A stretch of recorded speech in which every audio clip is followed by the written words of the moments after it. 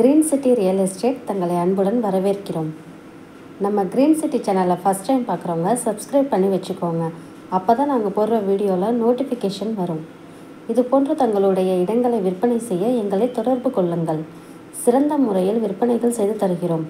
கும்பகோணம் மற்றும் தமிழ்நாடு முழுவதும்.